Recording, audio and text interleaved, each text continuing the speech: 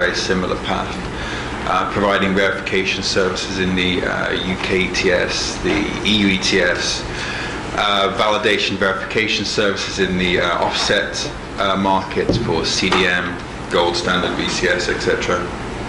And more recently getting involved in some of the new carbon markets which are emerging in different parts of the world. And if you recall, I think the first presentation where Dirk showed the map of the world with lots of countries in very colourful colours, some of those new markets in different parts of Asia and emerging in Central Asia, etc. LRQA has been involved in some of the initial and early verification studies. So in the past few months we've had verifiers working with the government of Japan in Africa and Southeast Asia, testing some of the verification standards for their bilateral offset crediting mechanism.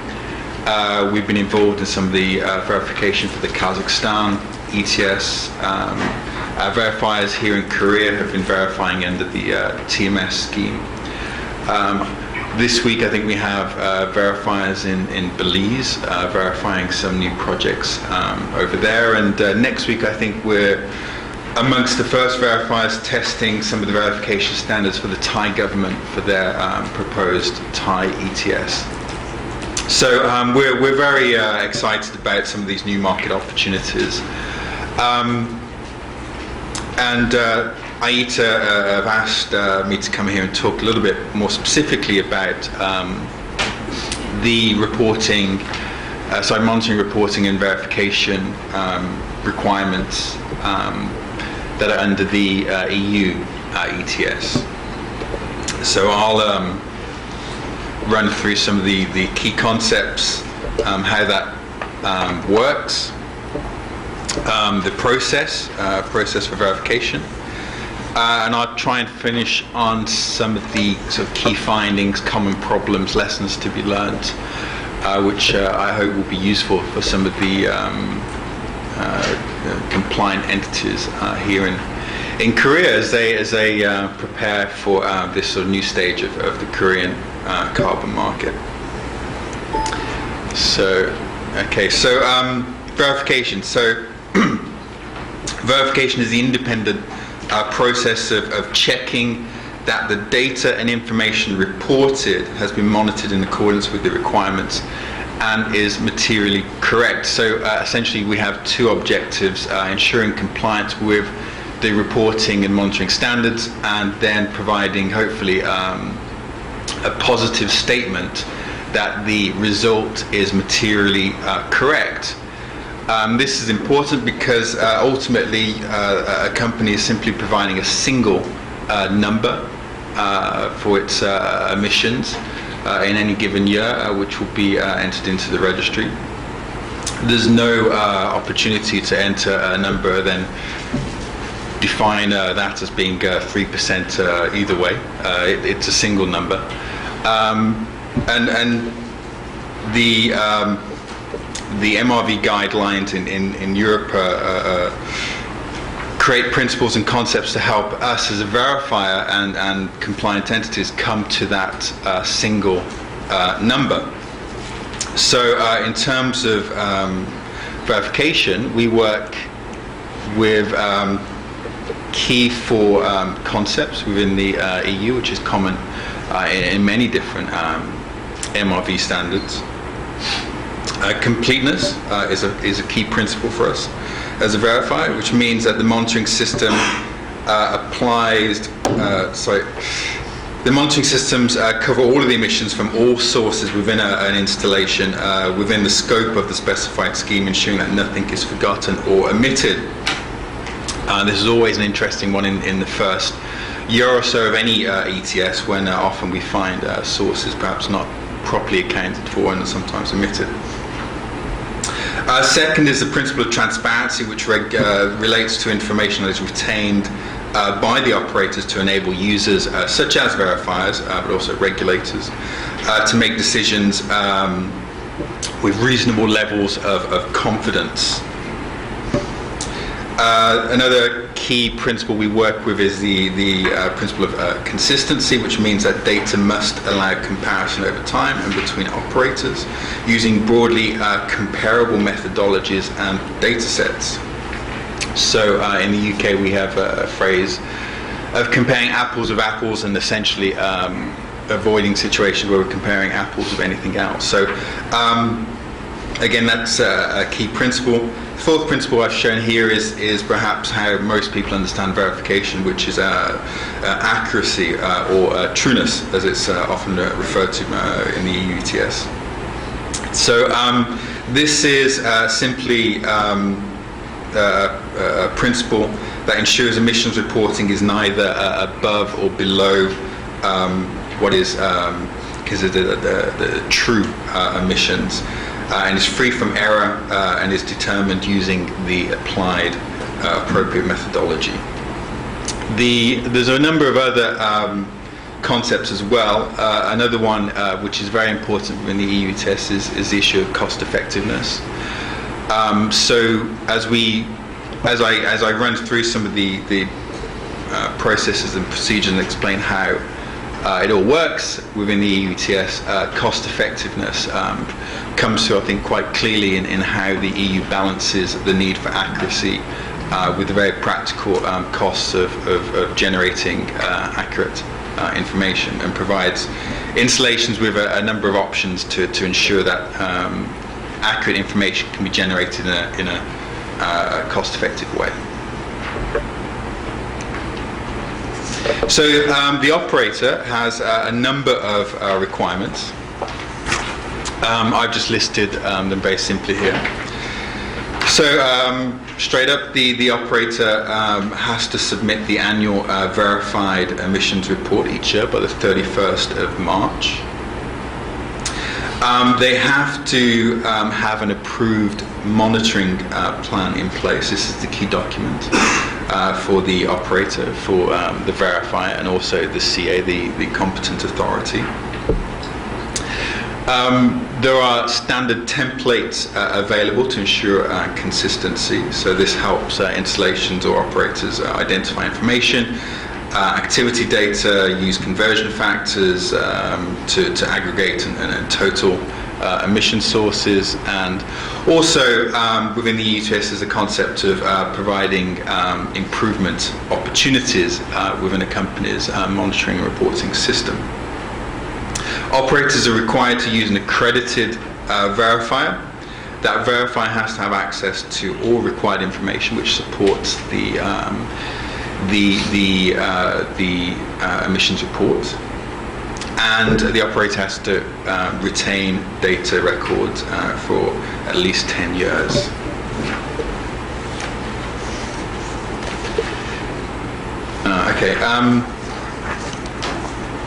So I mentioned earlier the EU ETS has the principle of cost effectiveness. It applies that principle through an approach which is essentially providing installations with options or building blocks which it can use to monitor and report its data.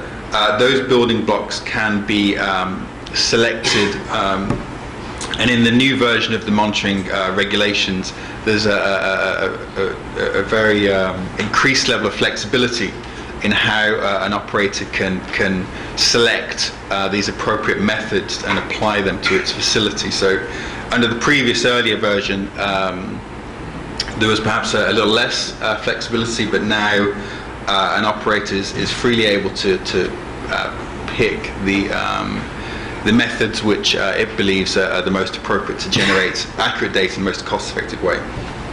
So there are standard methodologies available to operators to calculate emissions.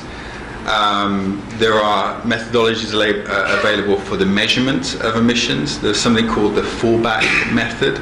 So this refers to situations where an operator is unable to apply either a standard methodology or measure emissions, and is able to submit an alternative methodology which it believes can generate accurate data. That has to be agreed upon by the competent authority. But if that is agreed, then the operator is able to use its own approach to calculate those emissions. This is very infrequently used. It's because you're not using a standard approach. The level of scrutiny from the competent authority is enhanced, and often because of the uniqueness in many situations of that type of sort of tailored methodology or approach, the level of uncertainty associated with those calculations needs to be justified each year. So it's quite it's by no means an easy option to take. But operators can also use a combination of any one of those approaches. So large, complex facilities which incorporate coal-fired burners, iron and steel making facilities, recycling facilities, can build a monitoring methodology drawing upon each one of those standards as it feels appropriate. So here I've mentioned those monitoring plans need to be approved by a competent authority, and then I've just given an example here of a very simple sort of calculation methodology of how that works. I think we're probably all familiar with how to calculate emissions activity data by emissions factor by either oxidation or conversion factor, depending whether it's a process emission or combustion. There's also an approach which the EU ETS refers to as a tier-based approach. Again, that is another way of providing an appropriate level of scrutiny to an operator depending on the size and scale of that emission or emissions facility. So depending on the size and significance of that emission source, one or different tiers might be applied by the operator, and those different tiers essentially relate to the quality of data which is required to be used and shown in the verification. So higher tiers require a higher quality level of data because the level of uncertainty is much the level of uncertainty which is required to be applied is much lower. Then if the emission source is not significant, then operators have the option of choosing an alternative tier where the level of uncertainty can be greater. So again, it's a very flexible approach which incorporates these ideas of cost effectiveness and trying to reduce where possible the burden of cost of monitoring and reporting.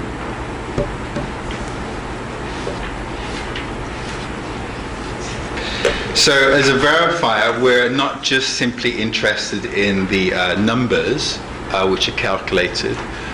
We're also very interested in how those numbers are generated and how the facility controls this process. So we're always interested in how data flows through a facility, how data is acquired and handled, including methods of calculation. We want to understand how risks have been assessed by the operator. That might result in misstatements, so errors or misrepresentations or omissions of information or data, or in some cases non-conformities with their own approved monitoring plan or the monitoring reporting regulation. So I've referred here to MRG, that was the previous standard. It's now the MRR, monitoring reporting regulation. We're also very interested in the management of this process and how that has been assigned to teams and people within a facility, the training and skills, etc., provided to staff that handle that information and data, and whether that's appropriate or not.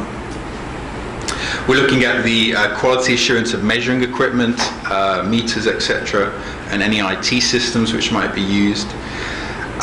We're looking at how companies handle and control the quality or review their reported data, whether they're using any outsourced or third parties to manage reporting or monitoring. We're obviously interested in the records and how they're kept and acquired. Any other control methods which a site might be applying to mitigate any risks that are identified.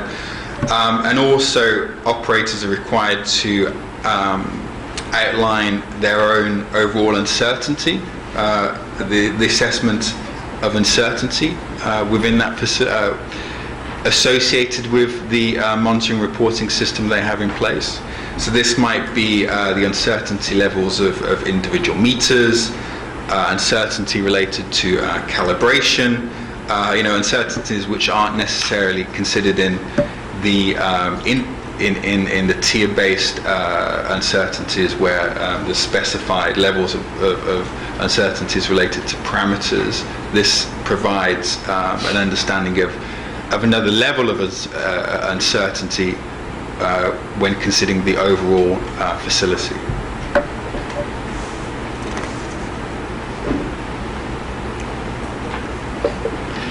So once the operator has applied these processes, gathered its data, aggregated, calculated, and produced its report with all the supporting information, as a verifier, we follow a prescribed approach. I've highlighted it here in these sort of blue boxes on the right. So we follow these steps as defined by the EU ETS system. First step is a strategic analysis of a potential verification. This is usually done at the pre-contract stage. So this is simply understanding the nature of the facility and making sure that we're offering the right qualified staff who have the appropriate understanding of that industry, that type of facility, the types of issues which might be faced during the verification. Once we move into the verification for real, the contract has been signed, then we do a more substantial risk analysis. Again, here I mentioned in the previous slide some of the controls that operators are expected to apply, and this is what we look at during the risk analysis. So we're really looking at sources of potential risk associated with the controls which are applied by that operator.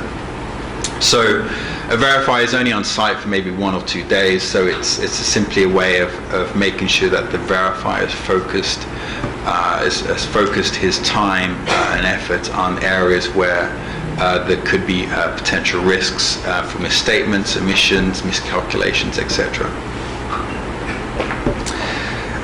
Then there's the planning of the verification, and we refer to something called the process analysis. That's essentially the site visit. That's when the verification goes to the team and applies its pre-prepared verification plan. And if all goes well, the output should be a verification report and hopefully a positive statement that the report is free from misstatements or omissions and has followed its own requirements in its monitoring plan and the regulatory guidelines. So just to think again a little bit more about the verification process and how we come to that conclusion in that verification report. Verification provides the assurance of data and information reported. We're not looking to provide something we refer to as absolute assurance. Absolute assurance is a concept whereby we are 100% certain that the data is accurate. It's simply not possible to come to that level of certainty. Or if it would be possible, it would involve a very large team of verifiers being on an operator's site for many days, looking at all the possible areas of potential error. It's simply not feasible. So what we're aiming for then is a level of reasonable assurance, and to get to that level of confidence, we in our risk assessment and verification planning steps are simply a big part of that planning exercise is also developing a sampling plan, what data we can look at. And through that process, we should hopefully be able to come to a conclusion whereby the verifier is able to say or offer reasonable assurance that the data is correct and free from misstatement. The third level of verification, which is not applied in the cap and trade scheme, is something we refer to as limited assurance. Limited assurance is essentially a negative statement saying we haven't found any problems, and to the best of our knowledge it could be okay. That's not the level of assurance appropriate for a cap and trade scheme.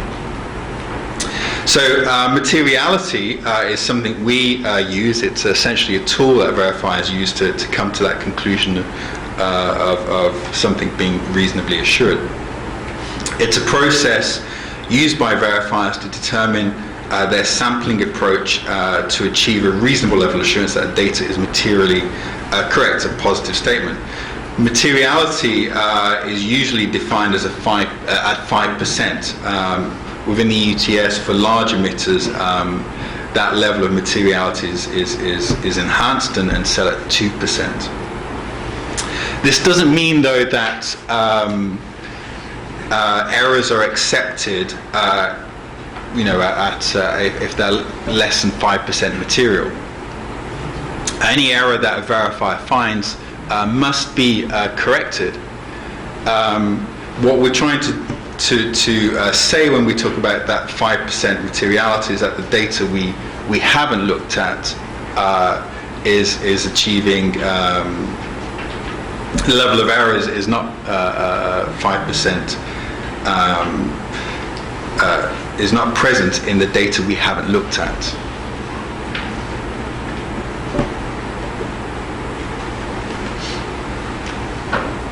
So I promised we'd talk about lessons for operators. What we've always tried to emphasize to operators is how to integrate the process for carbon emissions monitoring and reporting within a management system process. Ideally, an operator would have a management system process already in place for its environmental compliance and data reporting, and carbon could be integrated into that management system. Thereby, you're taking advantage of established systems, processes, teams, and responsibilities, etc., to manage this sort of new data set.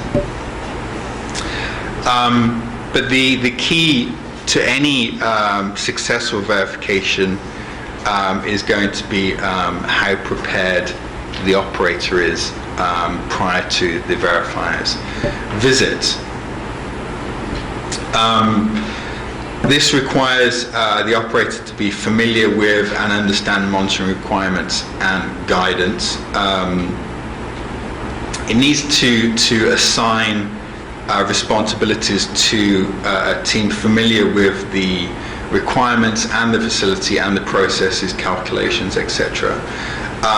The key to this is always the involvement of operational based staff, people who are on site managing the facility on a day-to-day basis. Establishing monitoring reporting as part of the business management process and any way a company already has systems documentation for quality QA purposes. Another good lesson, I think, is being able to get or engage a verifier as early as you can. Typically, if the submission of the verified report happens is the same for everyone at the 31st of March, then the level of demand for verifiers to visit facilities in January and February, March is very high. And also the opportunity for correcting any problems that those verifiers might find is also very limited. So the suggested approach is always to engage a verifier as early as you can. Our busiest season for EU ETS verification is actually right now in sort of